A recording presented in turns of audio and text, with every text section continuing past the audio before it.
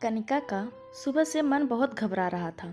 उसका तैयार होने का बिल्कुल भी मन नहीं था। वह अपनी माँ से बोली, माँ, यह सब क्या है?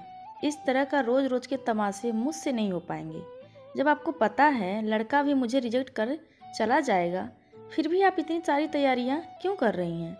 आपकी पूरी मेहनत बेकार हो जाएगी। हर बार आप इतनी उम्मीद लेकर ये सब करती हैं।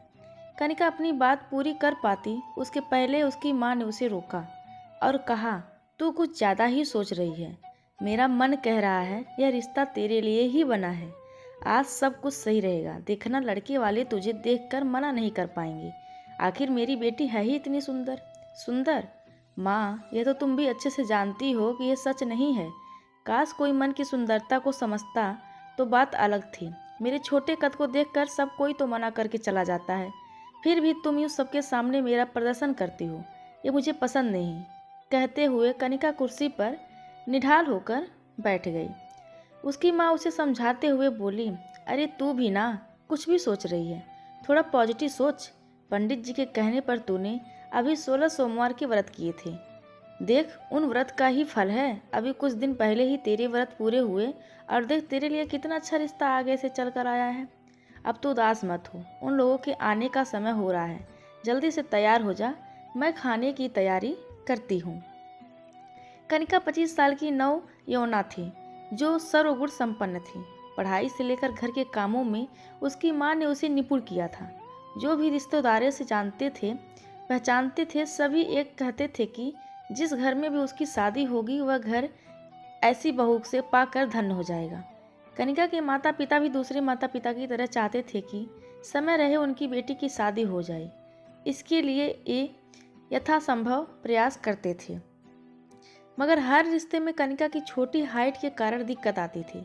शाम को अपनी माँ के कहने पर कनिका तैयार तो हो गई, मगर फिर वही सब कुछ सामने आया। जो लड़का उसे देखने आया था, उसके पापा कनिका के पापा से बोले, देखिए भाई साहब, ये रिश्ता हमें मंजूर है। मगर रिश्ता मंजूर हो जाने की बात सुनकर कनिका के पापा बहुत खुश हुए।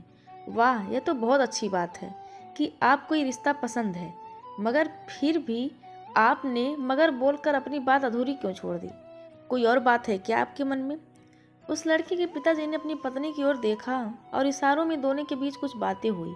उन्होंने पापा की ओर देखकर कहा, देखिए भाई साहब, आपको तो पता है हमारा बेटा सिविल इंजीनियर है। इसके हाथ नीचे कई सारे लोग काम करते हैं।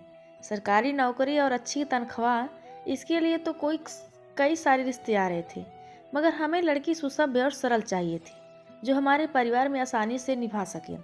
आपकी बिटिया के बारे में बहुत तारीफ सुनी थी, इसीलिए हम यहाँ आए। मगर आपकी बिटिया का कद बहुत छोटा है, उसे ऊंचा करने के लिए आपको मेहनत करनी होगी। उनकी घूमी फिरी बातें कनिका के पापा को कुछ समझ नहीं आई। उन्होंने कहा, जी आप खुलकर कहिए, क्या कहना चाहते हैं? लड़के के पिताजी मुस्कुरा कर बोले, देखिए भाई साहब, बात को घुमाना मुझे नहीं आता। सीधी सी बात है, हर माता पिता की इच्छा होती है कि ससुराल में बेटी को मान सम्मान मिले, तो आपको उसके लिए कुछ दान दहेज तो देना ही होगा। हमारी ज़्यादा डिमांड नहीं है, सिर्फ 25 लाख रुपए नगद और एक बढ़िया सी कार। बाकी जो कुछ आपको अपनी बेटी को देना हो, हमें उसमें कोई ऐतराज नहीं है। कनिका के पापा इतनी बड़ी डिमांड सुनकर बोले, देखिए भाई साहब, इतनी मेरी हैसियत नहीं, आप कुछ अजीब रकम बोलिए। आपको शायद पता नहीं अपने समाज में एक सरकारी इंजीनियर की कीमत क्या होती है। हमारे बेटे को पढ़ा लिखा कर इस काबिल बनाया है। आपकी बेटी सारी उम्र राज करेगी, तो क्या हमें उसकी शादी में कुछ पाने की उम्मीद करना गलत है क्या?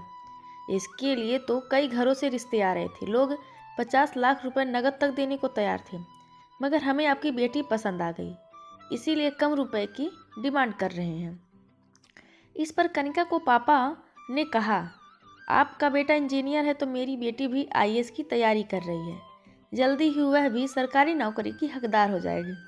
ऐसे में तो दोनों बराबर के होते हैं, फिर दहेज की कैसी बात हो गई? किस ज़माने में जी रहे हैं भाई साहब? सरकारी नौकरी मिलना कोई हंसी खेल नहीं, मिल भी गई तो कोई क्लर्क की नौकरी मिलेगी। ऐसे में इंजीनियर और क्लर्क की क्या जोड़ी?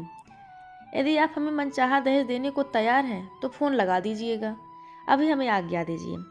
उनके जाने के बाद कनिका के पापा उदास होकर बैठे थे। कनिका उनके पास आई और बोली, पापा, आप आज तक मेरे छोटे कद के कारण परेशान हो रहे थे, मगर अब मुझे समझ आ गया कि मुझे अपना कद बढ़ाना ही होगा। मुझे सिर्फ 1 साल की दे दीजिए। आपकी बेटी इतनी काबिल है कि उसके लिए लड़कों की लाइन लग जाएगी। अपनी अथक मेहनत और परिश्रम से कनिका ने आखिर अपने लिए एक मुकाम हासिल कर लिया।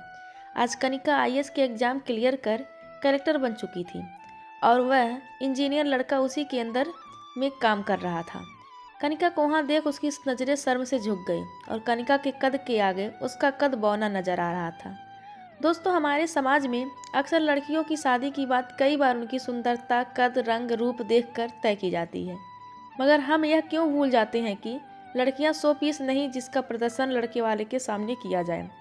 आज समाज में लड़कियों को लेकर सोच बदलने की बहुत ज़्यादा ज़रूरत है, क्योंकि लड़कियां भी कंधे से कंधा मिलाकर लड़कों के साथ कार्य कर रही हैं। दोस्तों, यह कहानी आप सभी को कैसी लगी कृपया कमेंट करके ज़रूर बताएं और चैनल को लाइक, शेयर और सब्सक्राइब करना बिल्कुल ना भूलें। धन्यवाद आप सबका।